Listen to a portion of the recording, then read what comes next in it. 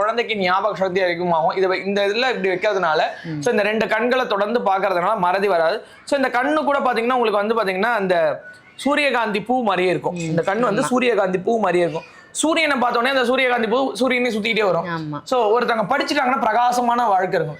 படிச்சவன் அவன் வந்து தப்பு பண்ண மாட்டான், படிச்சவன் வந்து பொய் சொல்ல மாட்டான், அந்த மாதிரி சொல்லுவாங்க. வெள்ளையா இருக்கிறவன் பொய் சொல்ல மாட்டான்ற மாதிரி படிச்சவன் ஒழுக்கமா இருப்பான். ஏன்னா ஆட்டோமேட்டிக்காவே அவங்களுக்கு அந்த டிசிப்ளின்றது வந்துரும். ஒரு எத்திக் ரூல்ஸ்ன்னு சொல்லுவாங்க. அதாவது இந்த இடத்துல இப்படித்தான் இருக்கணும். இப்ப காலையில நம்ம குழந்தைய வீட்டுல லீவ்ல நீங்க என்னதான் எழுப்பி பாருங்க, எழுஞ்சிக்காது. அதுவே ஸ்கூல் டைம்ல 8 மணிக்கு எழுந்தோம்னா எழுஞ்சுக்குது.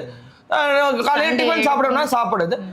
மதியானம் 12:30 மணிக்கு லஞ்ச் சாப்பிடணும், பாக்ஸ் எல்லாரும் ஓப்பன் பண்ணுது, இந்த குழந்தையும் ஓப்பன் பண்ணி சாப்பிடுது. 3 மணிக்கு விட்டோன்னு வருது. வீட்டுக்கு வந்தோடனே இந்த புக்கத்துக்கு இப்படி செவட்டி அடிக்கிறது, டிவியை போறது, கால் மேல கால் போட்டுக்கிறது, இந்த மாதிரி படுத்துக்கிறாங்க. ஆனா அதுவே அங்க எவ்வளவு அடங்காத குழந்தையா இருந்தாலும் அடக்கி அந்த ஸ்டாஃப் வச்சிருக்காங்க. அதனால நமக்கு வாழ்க்கையில எது முக்கியத்துவம், நம்ம வாழ்க்கையில எது பண்ணா நல்லா வரும் அப்படின்றதுக்கு தான் இந்த 2 பொருள்.